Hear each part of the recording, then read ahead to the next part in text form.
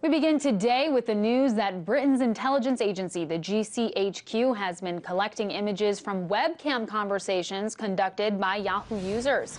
This is all according to documents released by former government contractor Edward Snowden and obtained by The Guardian. The report reveals the details of a surveillance program called Optic Nerve, in which the GCHQ was collecting and storing these images in large quantities, all with the support of the U.S. National Security Agency. In a statement to RT, Yahoo said, "We were not aware nor would we condone this reported activity. This report, if true, represents a whole new level of violation of our users' privacy that is completely unacceptable." To talk a little bit more about how this program was carried out earlier, I spoke with RT's Sarah Firth in London. I first asked her how the GCHQ was collecting this information. Well, this was done via webcam, and British intelligence agency GCHQ, aided by the NSA, had the program codenamed Optic Nerve, and they were essentially collecting still images from millions of Yahoo user accounts, 1.8 million accounts, and saving them to agency databases. And how was this information supposed to be used? Well, the system, it appears, was used for experiments in automated facial recognition. Now, it was used to monitor not just GCHQ's existing targets, but also to discover new targets of interest. And so the searches could be used to try to find terror suspects or criminals, but it was also making use of multiple anonymous user IDs, so scooping up a huge bulk data from what could potentially be completely innocent users.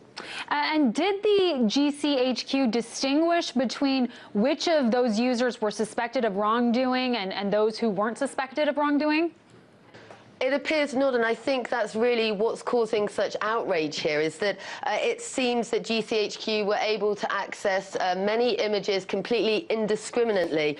The information was collected in bulk, largely anonymous user IDs, as we said, detailed in those documents, and that also means that they'd have been unable to filter out information between US or UK citizens. So no distinctions made there, as we said, indiscriminately collecting this information, and of course that's what has caused so much concern and so much anger from a lot of users already.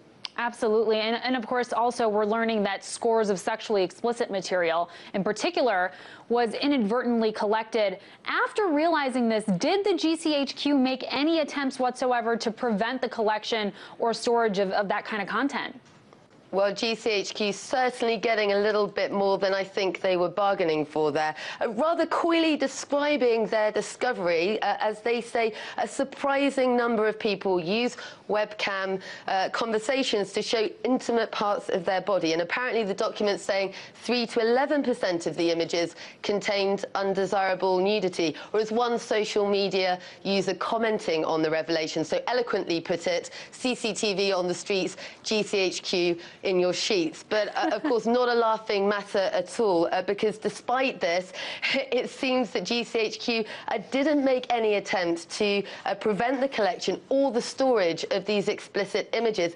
They did eventually, it seems, come to a compromise by excluding images from this facial recognition program that didn't actually include faces. So eventually they did manage to filter out some of the images coming through, but it seems not much effort was made in the collection or indeed storage of those very personal images. Now, considering that both the U.S. and the U.K. are part of the Five Eyes and therefore they share intelligence, is it safe to assume the NSA has had access to the Yahoo webcam storage and all of these images?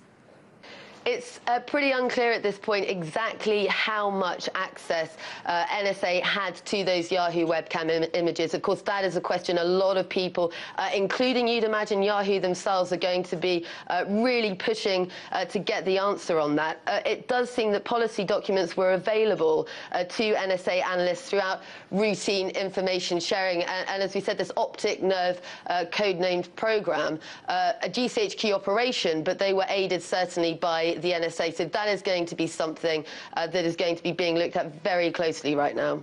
And Sarah, this particular program, Optic Nerve, interestingly only focused on Yahoo users.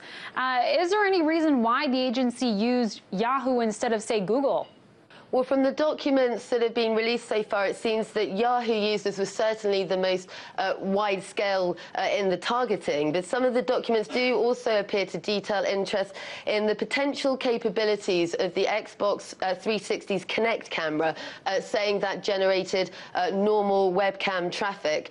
So again, it seems possible that they were in this program looking to perhaps expand it to other areas as well as that wide-scale Yahoo webcam imaging. All right, certainly a lot of outrage over this. RT correspondent Sarah Firth, thanks for your reporting.